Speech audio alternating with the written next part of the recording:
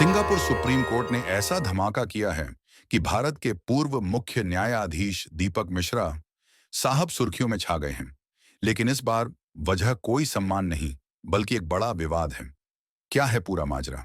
चलिए जानते हैं कि पूरा मामला क्या है। तो बात यह है कि सिंगापुर सुप्रीम कोर्ट ने दीपक मिश्रा की अध्यक्षता वाले एक मध्यस्थता ट्रिब्यूनल के फैसले को रद्द कर दिया।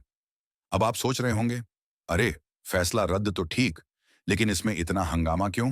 अरे भाई, हंगामा तो बनता है क्योंकि कोर्ट ने पाया कि इस फैसले का करीब 50% हिस्सा, जी हां, आधा हिस्सा किसी और के फैसले से कॉपी पेस्ट किया गया था।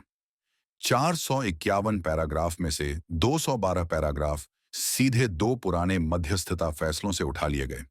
अब इसे कहते हैं कॉपी पेस्ट का कमाल। ये मामला शुरू हुआ था दिसंबर 2021 में, जब भारत की dedicated freight corridor corporation of India और 3 कंपनियों के एक कंसोर्टियम के बीच रेलवे अनुबंध का झगड़ा चल रहा था। दीपक मिश्रा साहब इस ट्रिब्यूनल के बॉस थे और उनके साथ थे मध्य प्रदेश हाई कोर्ट के पूर्व चीफ जस्टिस कृष्ण कुमार लाहौटी और जम्मू कश्मीर हाई कोर्ट की पूर्व चीफ जस्टिस गीता मित्तल। फैसला आया, लेकिन सिंगापुर इंटरनेशनल कमर्शियल कोर्ट यानी SICC ने इसे देखते ही कहा, अरे ये तो कुछ ठीक नहीं लग रहा। 2024 में SICC ने इसे रद्द कर दिया और अब सिंगापुर अपील कोर्ट ने भी कहा, हाँ ये तो सचमुच गड़बड़ है।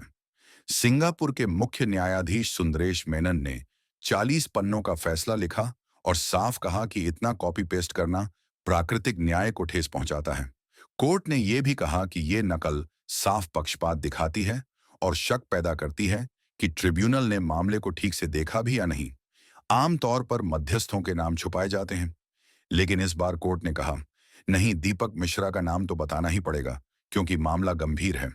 अब सवाल यह है कि क्या ये कॉपी पेस्ट की आदत नई है? अरे नहीं, दीपक मिश्रा साहब का विवादों से पुराना नाता है। याद कीजिए 2018, जब वो CJI थे, 4 सीनियर जजों ने प्रेस कॉन्फ्रेंस कर हंगामा मचा दिया था। कहा था कि मिश्रा साहब मनमाने तरीके से केस बांट रहे हैं, लोकतंत्र खतरे में है। फिर जज लोया की मौत का मामला, विपक्ष ने चिल्लाकर कहा कि फैसला पक्षपाती था। आधार और सबरीमाला जैसे फैसले भी विवादों में रहे और अब ये सिंगापुर वाला झटका। तो क्या मध्यस्थता में कॉपी करना गलत है? कुछ जानकार कहते हैं थोड़ा बहुत तो चलता है, लेकिन 50%, अरे ये तो स्कूल के बच्चे का होमवर्क भी नहीं बच सकता। सिंगापुर जो दुनिया का मध्यस्थता हब है, वहां यह घटना सबको हैरान कर रही है।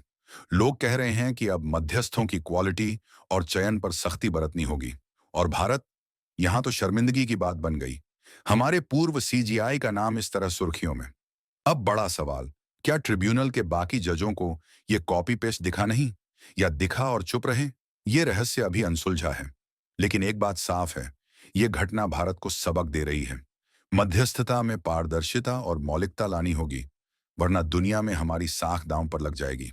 तो ये थी आज की बड़ी खबर, पूर्व CJI दीपक मिश्रा, कॉपी पेस्ट का खेल और सिंगापुर का फैसला। आपके क्या विचार हैं? क्या ये सिर्फ एक गलती थी या कुछ और? हमें बताइए कमेंट बॉक्स में। वीडियो को लाइक और शेयर करना ना भूलें।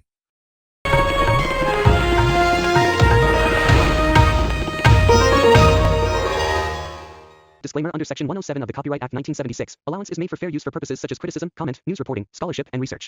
Fair use is a use permitted by copyright statute that might otherwise be infringing.